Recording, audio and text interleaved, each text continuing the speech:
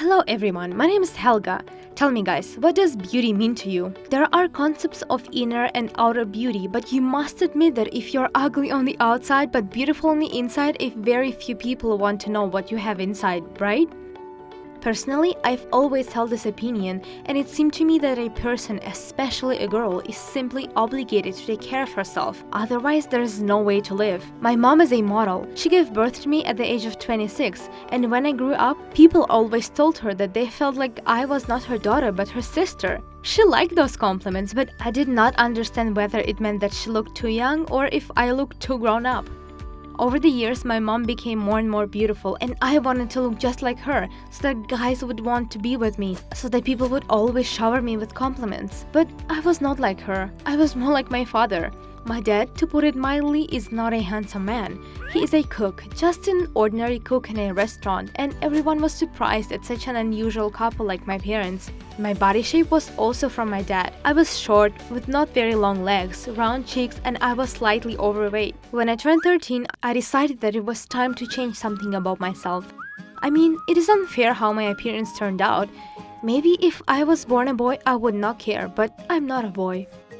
I had a habit of carrying a mirror with me everywhere. Wherever I was, I took it out and checked myself, tweaked my hair, and looked if everything was okay with my face. Then, I discovered makeup. At first, I used my mom's, secretly of course, but after I turned 13, she bought me the kids' makeup, but I did not like it. I wanted to use my mom's because I thought that hers was so much better. "You'll ruin your whole skin," my mom said. But I did not listen to her because I felt so much more beautiful when I did my makeup. I just liked myself more with it on. Once, my parents went away to some friends and I was left home alone, and as always, I was looking through fashion magazines, watching makeup hauls from bloggers, watched stylists, and so on. Suddenly, I accidentally stumbled upon makeup tutorials and I got addicted. Oh yes, it was a whole unknown world to me. I carefully watched each video, studied the names of makeup from all the shades to all the brands. I searched the internet for all kinds of creams for my ugly freckles on my face, and I made masks at home to get rid of them. After 2 hours of non-stop watching, I went to my parents' bedroom and I returned to my mother's makeup table. There was always a special atmosphere there. Oh, how much I liked it. There were mirrors everywhere, it smelled of delicious perfume, and even the lighting was better than in the rest of the house. I walked there and I felt like a queen. Slowly sitting down in front of the mirror, I turned on the lights and I began to carefully study the makeup. I saw a bunch of creams and tonics and put them on my face and applied all the creams that my mother had. Then I saw her foundation and then I applied her concealer, powder, contoured my face as best as I could, put on some blush, painted my eyes with eyeshadow, glued eyelashes on and put on lipstick, and then let my hair down. And ta-da!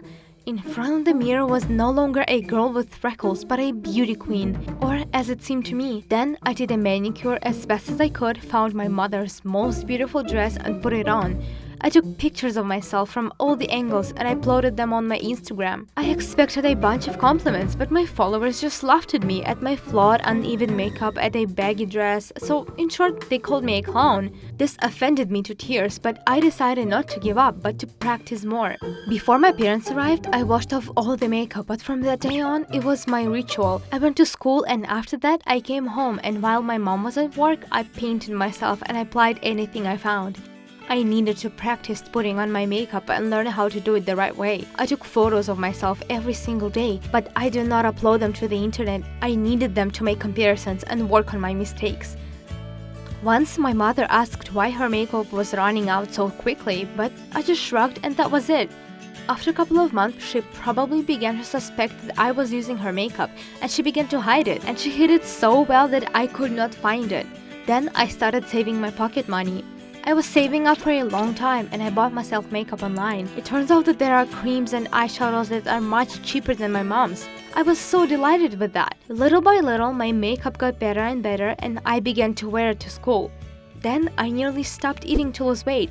The first results were visible after 3 months. A little bit more and I was almost there. I was going to be the fittest and the most beautiful girl in the class. My parents noticed a change in me, but I explained to them that I wanted to become the most beautiful out there. So it is better for them not to interfere because I will still do this. They did not know, however, that I was starving all day and I only ate once a day with them. Of course, it was unrealistically difficult for me at first. I always thought about food and my stomach was growling all the time. But I set a task and I had to stick to my plan because a perfect appearance was everything. Then I got to deal with my hair. I began to grow it out, but for some reason they began to fall out terribly. I did not know why.